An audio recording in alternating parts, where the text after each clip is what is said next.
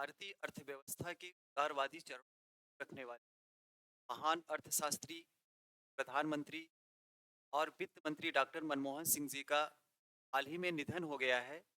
मनमोहन सिंह जी ने जो अपने भारत देश के लिए, विश्व के लिए, वैश्विक पटल पर उन्होंने जो अर्थव्यवस्था से रिलेटेड भारतीय राजनीति से जुड़े हुए उन्होंने जो काम किया है, का यह योगदान भारत और यह पूरा देश, पूरा विश्व कभी नहीं भूल पाएगा। तो आइए आज के वीडियो में हम लोग देखते हैं डॉक्टर साहब के किए गए कार्यों के बारे में, उनके योगदान के बारे में आज जानते हैं। तो आज उनका जो पूरा जीवन परिचय है, जीवन परिचय से लेकर उनके योगदान को हम देखते हैं, डिटेल में बात करते हैं। मेरा नाम डॉक्टर विकास संडेलिया और करियर कोचिंग के इस नए वीडियो में आज हम लोग इनके जीवन के बारे में, इनके योगदान के बारे में देखेंगे। हम स्टार्ट करते हैं वीडियो यहाँ से कि उन्होंने जो कहा था, आपने देखा होगा कि इस बार सांसद में उन्होंने व्हील चेयर पर जब एंट्री लिया था, नए सांसद होने जब व्हील चेयर पे जब एंट्री लिया था, तो उनका जो शब्द था, उन्होंने जो शब्द बोला था वो दिल को छूने वाले शब्दों को उन्होंने बोला था। उनका जो शब्द, उनके मुखारबिंद से जो निकली हुई शब्द है वो है कि दुनिया की कोई भी ताकत उस विचार को नहीं रोक सकती जिसका समय आ गया है। उन्होंने बोला कि दुनिया की कोई भी ताकत उस विचार को नहीं रोक सकती जिसका समय आ गया है। मैं इस सम्मानित सदन को सुझाव देता हूं कि दुनिया में एक प्रमुख आर्थिक शक्ति के रूप में भारत का उदय एक ऐसा ही विचार है। तो इनका जो विचार है, इनका जो व्यक्तित्व है और इनका जो कार्य है, वो वास्तव में दुनिया भूल नहीं पाएगी। बात करते हैं पूर्व प्रधानमंत्री, वित्त मंत्री और पूर्व गवर्नर डॉक्टर मनमोहन सिंह जी के बारे में। इनका जन्म बानवे का जन्म 1932 ईस्वी में हुआ था और यह 92 वर्ष की आयु में इनका निधन हो गया। आपको पता होगा कि इनका जन्म 26 सितंबर 1932 को हुआ था और 26 दिसंबर 2024 को निधन हो गया। सांस लेने में तकलीफ के चलते उन्हें दिल्ली के एम्स अस्पताल में भर्ती कराया गया था, जहां उन्होंने अंतिम सांस लिया। डॉक्टर मनमोहन सिंह के बारे में देख लेते हैं। डॉक्टर मनमोहन सिंह जी का जन्म 26 सितंबर 1932 को पंजाब में हुआ था।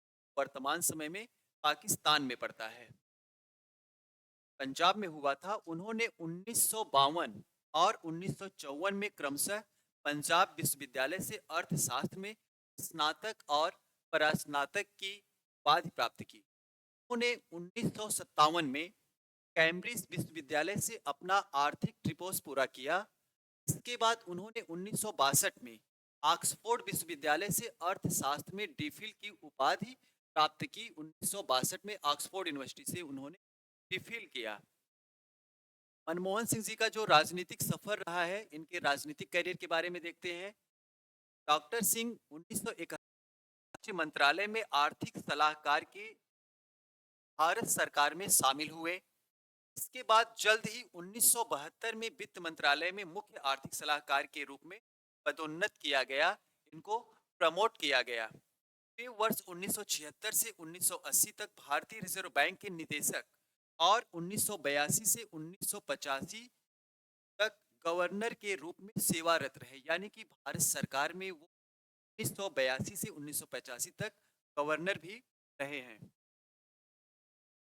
इसके पश्चात जब उन्हें 1991 ईस्वी में वित्त मंत्री बनाया गया, तब देश आर्थिक पतन के कगार पर था। बात करते हैं 1991 में। 1991 में भारतीय अर्थव्यवस्था एकदम पतन पर था, एकदम गिर रही थी। मूल्यों का जो भारतीय रुपया है, इसका अवमूल्यन हो रहा था। इसी समय इनको वित्त मंत्री बनाया जाता है और डॉक्टर सिंह ने रुपए का अवमूल्यन किया, हो रहा था उसमें क्या किया, इसका अवमूल्यन किया, यानी कि उसने कंट्रोल किया, करों को कम किया, सरकारी उद्योगों का निजीकरण किया और विदेशी निवेश को प्रोत्साहित किया कि विदेश से जो निवेश आएंगे, जो फंड आएंगे, कंपनियां आएंगी, फैक्ट्रियां आएंगी, यहाँ का जो अर्थव्यवस्था है जो तरीके से चरमरा है, वो उसमें क्या होगा, सुधार होगा। उनके इन सुधारों ने देश की अर्थव्यवस्था को बदलने और आर्थिक ज्वल को बढ़ावा देने में मदद की। डॉक्टर सिंह 1991 से राज्यसभा के सदस्य रहे। वे 1998 से 2004 तक विपक्ष के नेता भी रहे हैं। 1998 से लेकर 2004 तक विपक्ष के नेता भी रहे हैं। वर्ष 2004 और 2009 में कांग्रेस पार्टी की ऐतिहासिक जीत के बाद उन्होंने 22 मई 2004 और फिर 22 मई 2009 को प्रधानमंत्री का पद संभाला। यानी कि डॉक्टर साहब का जो कार्यकाल रहा वह 2 पंचवर्षीय तक रहा। पहला जो पंचवर्षीय उनका स्टार्ट हुआ था वह 2004 में और दूसरा 2009 में। ये 2 बार प्रधानमंत्री के पद पर सुशोभित करने वाले व्यक्ति रहे हैं। और इनके उपलब्धियों के बारे में देखते हैं, पुरस्कारों के बारे में अगर चर्चा करते हैं, डॉक्टर साहब को 1987 में पद्म विभूषण से सम्मानित किया गया था। 1993 में वित्त मंत्री के लिए यूरो मनी पुरस्कार से डॉक्टर साहब को सम्मानित किया गया। 1993 और 1994 में वित्त मंत्री के लिए एशिया मनी पुरस्कार से भी इनको सम्मानित किया गया था।